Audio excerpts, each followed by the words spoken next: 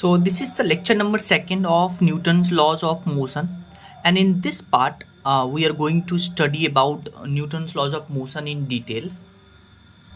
देखिए last class में हमने पढ़ा था कि जो एवरेज फोर्स निकालने का फॉर्मूला होता है वो होता है delta P upon delta T, और एक इंस्टेंटेनियस फोर्स निकालने का फॉर्मूला होता है that is D P upon D T, यानी rate of change in momentum. So इसके ऊपर बेस्ड हम कुछ और क्वेश्चंस करते हैं.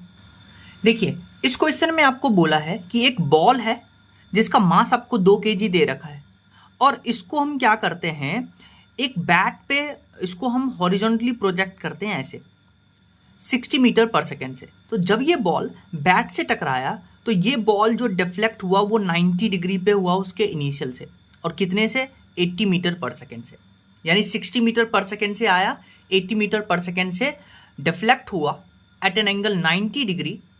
और टाइम ऑफ कांटेक्ट जो इस बॉल का बैट के बीच में जो टाइम ऑफ कांटेक्ट है वो 0.2 सेकेंड है. तो आपसे पूछा find magnitude of average force exerted by bat on ball.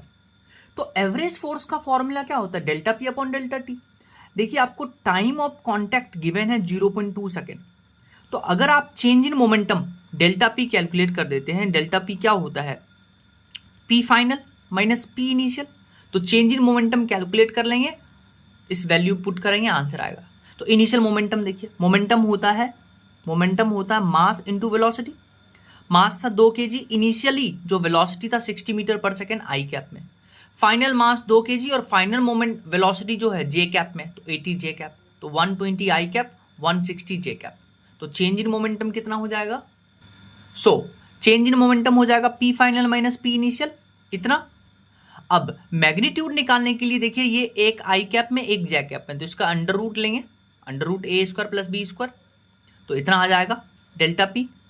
फिर आप एफ एवरेज में delta P upon delta T डालिएगा, आपके पास आंसर आएगा. नेक्स्ट क्वेश्चन देखिए, इसमें क्या बोला है कि एक पार्टिकल जो है वो v वेलोसिटी से एक कांस्टेंट स्पीड से a से b तक गया, a से b तक. देखिए इस पाइप में. तो आपसे पूछा है find average force on particle from A to B. तो इस पार्टिकल पे जो एवरेज फोर्स लगाया गया है वो बताना है. आपको पता है एफ एवरेज होता है delta P upon delta T. तो ना तो हमें डेल्टा पी गिवन है ना हमें डेल्टा टी गिवन है. तो हम पहले डेल्टा पी कैलकुलेट करेंगे, फिर डेल्टा टी कैलकुलेट करेंगे. आइए सबसे पहले हम डेल्टा पी कैलकुलेट करते हैं. डेल्टा पी मतलब change in momentum, final momentum minus initial momentum. तो इनिशियली ये पॉइंट है, ए पॉइंट पे पार्टिकल का वेलोसिटी एक्स एक्सिस में है और बी पॉइंट में माइनस एक्स एक्सिस में है, और वेलोसिटी है v. तो इनिशियल मोमेंटम हो जाएगा M V I cap, final momentum हो जाएगा minus M V I cap, और चेंज इन मोमेंटम हो जाएगा 2mv. और मैंने आपको बताया भी था कि अगर एक पार्टिकल स्ट्रेट लाइन पे, एक बॉल को अगर आप दीवार पे स्ट्रेट लाइन पे फेंकते हैं और ये बॉल रिबाउंड होकर के वापस आता है सेम वेलोसिटी से, तो चेंज इन मोमेंटम 2mv के बराबर आता था. ये हम बात कर चुके हैं, ठीक है. तो ये आ गया चेंज इन मोमेंटम. तो एफ एवरेज में चेंज इन मोमेंटम आ गया, डेल्टा टी निकालिए. आपको पता है टाइम होता है डिस्टेंस अपॉन स्पीड. अब यहां से ए से बी तक पार्टिकल गया तो कितना डिस्टेंस ट्रेवल किया, सेमी सर्कल, सर्कल का आधा, सर्कल का सर्कमफेरेंस होता है 2 पाई आर. जब आप आधा पाथ ट्रेवल करते हैं तो पाई आर ट्रेवल करिएगा. तो डिस्टेंस ट्रेवल किया पाई आर और स्पीड था v. तो ये टाइम हम यहाँ पे पुट करेंगे, पाई आर अपॉन v, और मोमेंटम आ गया तो आपके पास फोर्स आएगा. नेक्स्ट एक कॉन्सेप्ट सीखिए. कॉन्सेप्ट क्या कहता है, ध्यान से सुनिए. अगर आपके पास बहुत सारे पार्टिकल हैं, और बहुत सारे पार्टिकल मतलब total number of particle n है, कैपिटल N, और ये क्या कर रहा है v वेलोसिटी से, v क्या है, velocity of particle, v velocity से इस दीवार पे टकराया और टकरा करके वो रेस्ट पे आ गया, यानी फाइनल वेलोसिटी 0 आ गया. ठीक है, यानी कि जब ये पार्टिकल दीवार से टकराया तो आफ्टर कोलिजन वो पार्टिकल स्टॉप हो गया. तो आपसे पूछा है कि इस प्रोसेस में जो फोर्स अप्लाई करेगा दीवार पे वो निकालना है. तो देखिए फोर्स निकालने का एक ही formula, delta P upon delta T. ठीक है, अब ध्यान से सुनिए. डेल्टा पी मतलब change in momentum, final momentum minus initial momentum. देखिए जब ये बॉल दीवार से टकराया तो फाइनली रेस्ट पे आ गया, यानी फाइनल मोमेंटम होता है mass into velocity, final velocity 0, यानी फाइनल मोमेंटम 0. और इनिशियल मोमेंटम कितना था, पार्टिकल एक्स एक्सिस में जा रहा है तो इनिशियल मोमेंटम होगा एम वी आई कैप, तो minus M V I cap, तो मैग्नीट्यूड निकालेंगे तो ये आ गया मोमेंटम एम वी। ये जो चेंज इन मोमेंटम है उसका जो मैग्नीट्यूड निकाले हैं वो एक पार्टिकल का निकाले हैं। ऐसे एन टोटल पार्टिकल हैं तो चेंज इन मोमेंटम जो इसका मैग्नीट्यूड होगा, चेंज इन मोमेंटम, वो आ जाएगा एन एम वी। ठीक है, तो अब आप एफ एवरेज में फॉर्मूला रखिए, एफ एवरेज में इसका वैल्यू रखिए, तो डेल्टा पी आ गया N M V upon time लेते हैं टोटल टाइम टी इस प्रोसेस में लगा। अब देखिए ध्यान से सुनिए, ये जो आपके पास total number of particle hitting the wall per second, इसको हम स्मॉल एन से डिनोट करते हैं, और यहां जो एफ एवरेज का फॉर्मूला आएगा that will be small M V. आपको इन सब टर्म का मतलब आना चाहिए। स्मॉल एन क्या है? Total number of particle hitting the wall per second, और एम क्या है? मास ऑफ ईच पार्टिकल, और वी क्या है? Velocity of each particle. ये फॉर्मूला कब आप यूज करिएगा? जब पार्टिकल दीवार से टकराया और टकरा करके रेस्ट पे आ गया। So after collision it will be stopped. So average force का क्या फॉर्मूला आ गया? Small N M into V. Small N क्या है? Number of particle per second hitting the wall, और कैपिटल एन क्या है? Total number of particle. तो एन बाई टी यानी total number of particle hitting the wall per second, उसको हम small N से डिनोट करते हैं। अब नेक्स्ट कॉन्सेप्ट देखिए, वही केस है पर इस बार हम क्या कर रहे हैं, ये जो पार्टिकल जो है, जो जिसका मास m था, v वेलोसिटी से दीवार से टकराया, और दीवार से टकराने के बाद वापस से v वेलोसिटी से रिबाउंड कर गया। लास्ट वाले केस में पार्टिकल जब दीवार से टकराया था तो वो फाइनली रेस्ट पे आया था, पर यहां रिबाउंड किया सेम वेलोसिटी से। तो ये तो कुछ ऐसा ही केस है कि जब आप एक बॉल को एक दीवार पे फेंकते हैं v वेलोसिटी से और वो रिबाउंड होता है सेम वेलोसिटी से, तो आप चेंज इन मोमेंटम निकाल के आते हैं दैट इज 2mv। ये निकाल के आते हैं, पहले भी निकाल के आए, आप अभी भी निकाल लीजिए। इनिशियली मोमेंटम क्या हो गया? mv आई कप, और फाइनल मोमेंटम पीछे जा रहा है तो माइनस mv आई कप, तो चेंज इन मोमेंटम कितना आ जाएगा? उसका मैग्नीट्यूड 2mv। अब ये तो एक पार्टिकल के लिए है, total number of particle n है, तो टोटल चेंज इन मोमेंटम आ जाएगा 2nmv। देखिए डेल्टा पी, क्योंकि total number of particle n है और टोटल टाइम t है। अब आप देखिए n upon T, capital n upon T, वो क्या है? स्मॉल n, यानी कि total number of particle hitting the wall per second. तो यहां से जो एफ एवरेज का फॉर्मूला आ गया वो आ गया 2 into small n into mass into velocity. और उस केस में क्या था फॉर्मूला? जब पार्टिकल कोलिजन के बाद रेस्ट पे आ रहा था तो वहां था nmv। तो ये दो फॉर्मूला याद रखिएगा कब यूज करना है, और n का क्या सिग्निफिकेंस है, स्मॉल n का, कैपिटल n का, वो याद रखिएगा। अब एक और केस देखिए, यहां क्या है, हम बात करेंगे बुलेट एंड गन सिस्टम के। तो ये बुलेट है, ये बेसिकली गन है, ये क्या है? गन है, और गन से बुलेट निकल रहा है। तो मान लीजिए इस बुलेट का मास है स्मॉल m और बुलेट का वेलोसिटी है v। तो जब इस गन से बुलेट को फायर करेंगे तो इस गन पे कितना फोर्स एग्जर्ट होगा पीछे की ओर, वो हमें कैलकुलेट करना है। या तो आपको बोल दे कि गन पे कितना फोर्स एग्जर्ट हुआ, या अगर कोई आदमी इस गन को होल्ड करके रखा होगा तो पूरे सिस्टम पे पीछे कितना फोर्स एग्जर्ट होगा वो हमें निकालना है। ठीक है, अब आप ध्यान से देखिए, स्मॉल m क्या है? मास ऑफ ईच बुलेट, और v क्या है? Velocity of bullet. तो अगर हम बात करते हैं इनिशियल मोमेंटम की, तो इनिशियल मोमेंटम पहले तो बुलेट गन से नहीं निकला था तो इनिशियल मोमेंटम 0 होगा।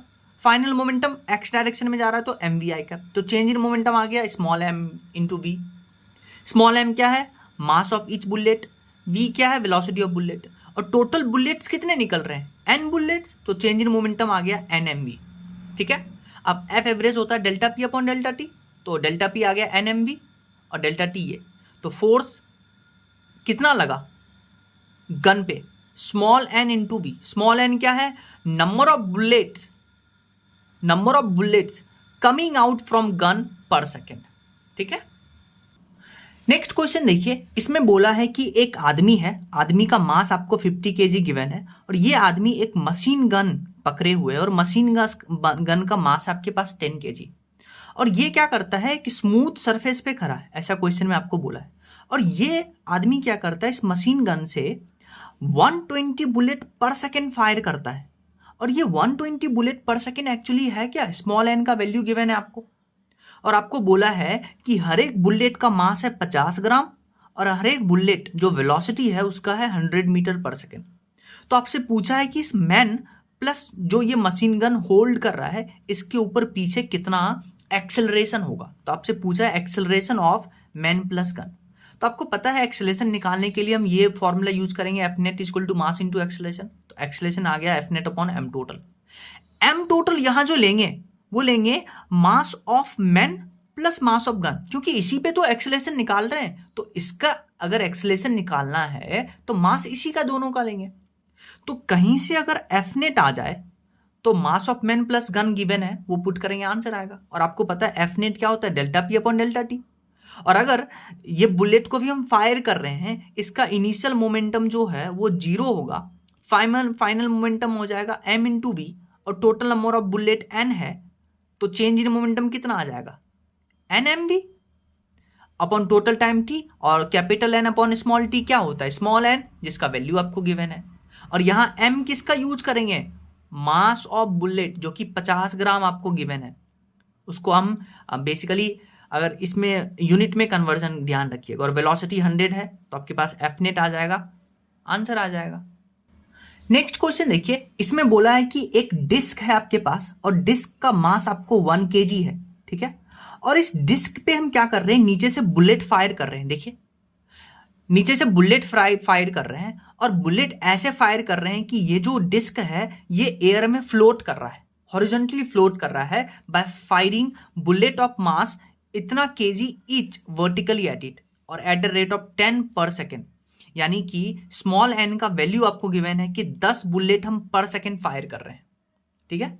If the bullets rebounds with the same speed, the speed with is fire, the speed with which these are fired will be. यानी कि जब बुलेट इससे टकराता है प्लेट से तो सेम वेलोसिटी से रिबाउंड करता है। तो ये तो वही केस है कि जब आप एक वॉल पे एक बॉल को फेंकते हैं और वो सेम स्पीड से रिबाउंड करता है तो वहां चेंज इन मोमेंटम 2 mv के बराबर आता था, और फोर्स जो एग्जर्ट आता था वो आता था 2n स्मॉल mv। तो अब आप देखिए, अगर ये डिस्क हॉरिजॉन्टली फ्लोट कर रहा है तो इस पे जो mg लगेगा वो इस फोर्स के बराबर आएगा, तभी तो ये जो बुलेट से लगाया गया फोर्स है और जो इस प्लेट का mg है वो बराबर होगा, तभी तो ये फ्लोट करेगा। तो इन दोनों को सिर्फ आपको इक्वल करना है।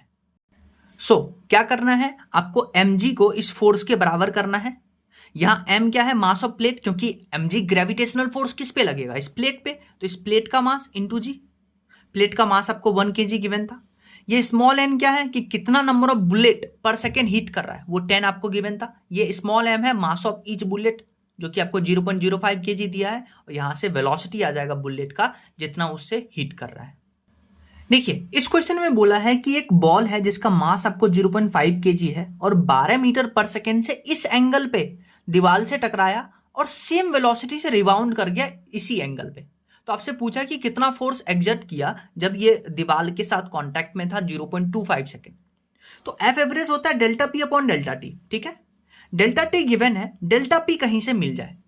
और मैंने आपको बताया था कि जब आप एक बॉल को किसी एंगल पे, और एंगल ये लेते थे हम, याद रखिएगा, हॉरिजॉन्टल एंगल से अगर आप फेंकते हैं और सेम वेलोसिटी से रिबाउंड करता है तो चेंज इन मोमेंटम आता था 2 mv cos थीटा।